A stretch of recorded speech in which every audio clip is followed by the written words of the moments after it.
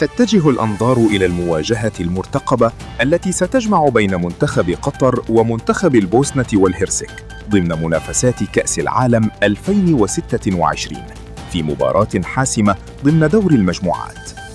ويدخل المنتخب القطري هذه المواجهة بطموح تحقيق نتيجة إيجابية من أجل تحسين موقعه في المجموعة، بينما يسعى منتخب البوسنة والهرسك إلى تعزيز حظوظه في التأهل ومواصلة المنافسة بقوة.